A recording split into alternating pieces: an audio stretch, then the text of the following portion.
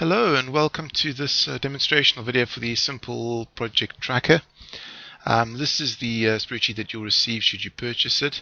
There are some instructions here, but I'm going to show you what is required, so you don't need to read those right now. This is a link that image is a link to this video. If you are using and you get stuck, you can come back and refer to this video at any time. This is all you really need to fill in. This will be, you just need to check that you got your company name right. We're going to fill that in before we send it to you. You can fill in names of staff. It doesn't really matter where you fill them in. Obviously, they're just going to appear in the order from numbers 1 through to 20. So you can fill in any staff names that you may have working on a project. I've just filled in some names here for now. Just bear in mind, obviously, if you've only got 20 staff or fewer, then you can put them all in here at once. I would suggest obviously filling this in beforehand and saving this after you fill this in as your default template. Because obviously then it means you don't have to fill them in every single time. If you've got different people working on a project and you maybe got 100 staff but only up to 20 working on each project and you need to fill this in each time, then that's fair enough. But essentially if you fill those staff in, you can save the template afterwards. That's all you need to do on the first page. The second one is the project setup sheet. Now I've filled some things in here already, but let me just run through what this is doing. First of all, at the top here, you've got an exclude or include option. What this does is it excludes or includes bank holidays and weekends. So you can either include everything if you're working for yourself and you're working through bank holidays and weekends and there are no restrictions, then that's fine. Just click it in and it'll use every single day as a day.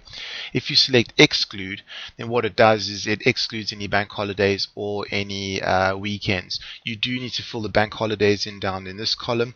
So any bank holidays during the course of the project, just fill. So let's just say, for argument's sake, if the 1st of May is a bank holiday and you select it in there, then what it'll do is it will remove the 1st of May. It will show the 1st of May as a bank holiday, and it will not count it. So you just list any bank holidays down here.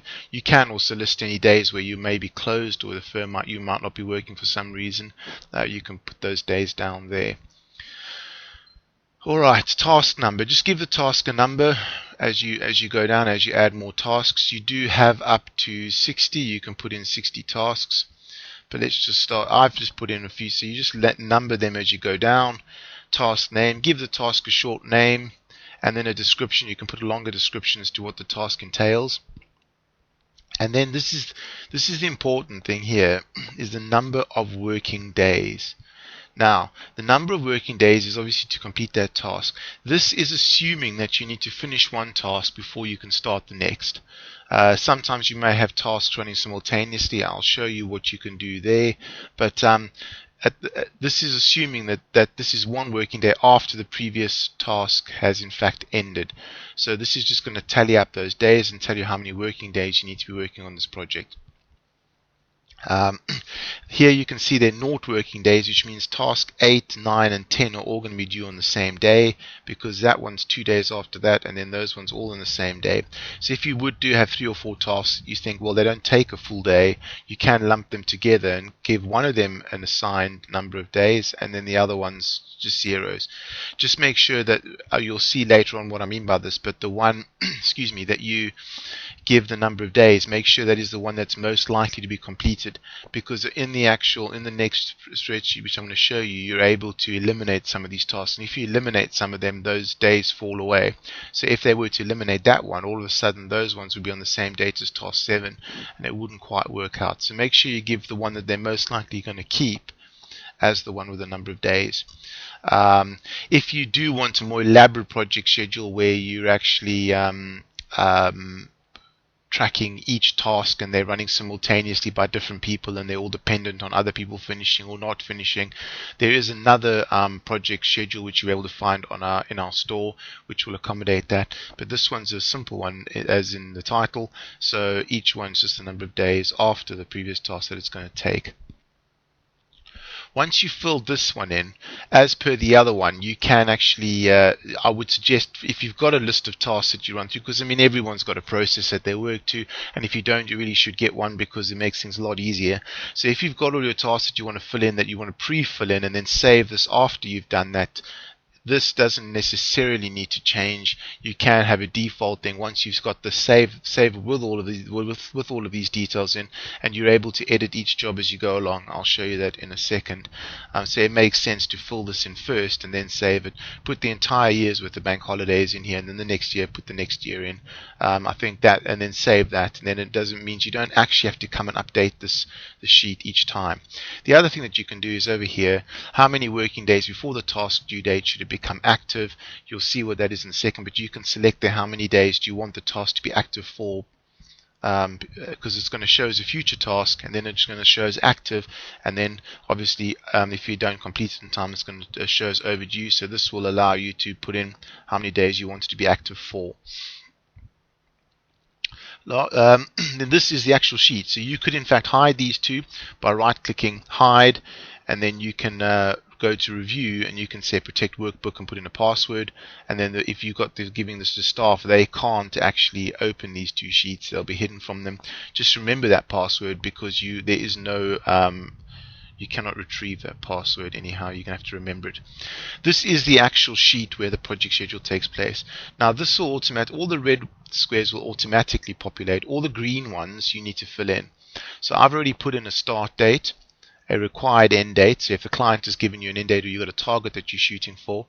This one here, as you can see, it says due to complete on time because it's due to finish on the 20th of June. But I put in 12th of October. If I put in, say, the 22nd of June here, when the client wants it, it still says due to complete on time. But if I've got the 18th of June, it says not due to complete on time. Now that obviously means that your scheduled date, as per these dates down here, overruns the date that the client needs it. So that is something that you immediately need to look at.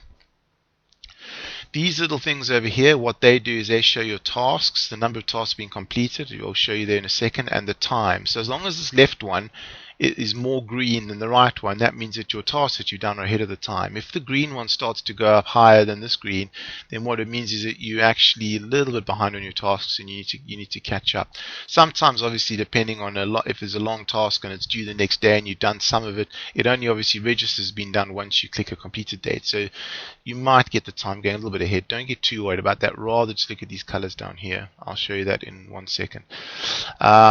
Put your client name in over here. Use your client. Just put use your client. You can put your client name or the project name in. You can type that in. All this is saying is this has been set up to exclude weekends and bank holidays. Over no bank holidays have been inputted. So obviously, if you just went to your project setup, if you put some in here, then that would disappear. So that's explaining the heading. Down here, exclude. If you say, for argument's sake, this task number 11 is no longer is not actually required for this project, you can exclude that task and it takes it out. It also adjusts the dates. You can see that's now 14th of June, not the 20th of June, because it's taken out the days required for that task. So this is why it's obviously useful to set up the other one with all the tasks that are possible and then just remove the ones that you don't need from here. Also, what this does is it shows you the due date. It shows you that this is active. So today is actually the 18th, of May. But as you can see, the 20th of May. So we put in 3 days. So it says it's an active task. So that is now active. It shows up there in yellow. There are no overdue tasks. However, these two were done late, and this one was done on time. So when you get to the date, if you click on this tab, that is today's date. You can just click it on it's been finished. Let's just say you actually finished it yesterday, but you forgot to fill it in. You can put in the 17th of May. When you click enter, it's going to say the date entered is not today. If correct, please continue. You can just say yes, okay, continue, and it'll override that date. So those ones are then done on time. Those two have been done late. Let's just remove that for now and just show you what's happening. The last and final thing that you can do is obviously at any stage of the project you can click on the project report and get an up-to-date report. So it tells you the project's still active, it shows you that it's on track, shows you the project start date, required end date, scheduled end date. Actuals obviously blank because it hasn't finished. These two are blank because it hasn't finished, and that one's blank because it hasn't finished. You've got 25 working days. So far you've used 6 of those working days. Current percentage of the task complete 28, 24% of time.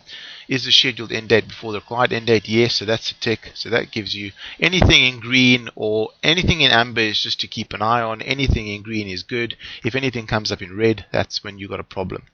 So done on time 1, done late 2, that's the slight warning being in orange. That's just a heads up that you've got one active task. There are no overdue tasks, 7 future tasks, 1 excluded task. Current success rate is 50%. So basically, they're done on time, and active tasks form up half of the total tasks, whether they're done late or overdue, excluding these ones over here. So that just means you've got a 50% success rate on what you've done. As you scroll down, you can see a breakdown of all the different categories: overdue, active, future, late, how many of them you've got of each. So you can see a task category breakdown of the project. As you scroll down a bit further, there's your personnel that you selected for the project. How many have they completed on time? That's obviously green. How many are late? That's red. That's an alarm bell. You've got some late tasks being achieved there. How many have they got active? That's great. Overdue, that would be an issue that would come up in red. Future task is fine. So it just gives a little tick next to them to say this person's failed in those 2 tasks that were late. These ones have so far got a 100% record. As you scroll down, there's just a breakdown of each person and the different colors showing the different types of tasks that they've either achieved or they've got to come or they're busy with. Let me just show you what happens to this sheet once you've finished. So if we were to say, for argument's sake, let's just copy that, and we're going to paste them in here. We're not pasting, we're going to paste values so we don't mess up the formatting. And let's just say that one as well is also exclude. That would now be, hold on, there we go. This would, let's just say we finished this on the 19th of May. That's not today's date, that's fine. So that would be obviously all complete, done, late, done on time. This would mean that the project's finished. You can see there the task's 100% done. Time, you've still got some time left, so that's all good. Now what happens when you click on the project report, it'll say complete, on track, which means you did it right, project start date, so on and so forth, actual end date. We had working days. We had working days between end date and actual end date. Working days between scheduled date and actual end date. So you can see there we were obviously on target for both of them. Total working days using the project. Percentage overrun, we were 13% under on time. That's good, on target. 100% all ticks. So everything here is green. Anything that's a problem will show up in red in hindsight. So you can print this out and obviously keep a copy for each project. You can see any red is a problem. As you scroll down, there were 2 tasks done late, 2 completed on time, a 50% success rate. So that's all good.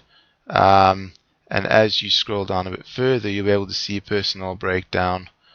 I don't know. There we go. The personnel breakdown of all the different people. On time, late, so on and so forth. They actually ended up not doing any tasks because they were all cancelled. There's a personnel breakdown of each person. So this will be in hindsight a good thing to have for each project. You can go back and review each project and see what happened. How did each person achieve? Did they achieve accordingly? And obviously this is the sheet that you would fill in most of the things as you go along. And this is the setup sheet that you would do hopefully only just once. And the introduction, which obviously the few things to check up. So I'm sure you can see how that will be useful for your business. I trust that it would help you.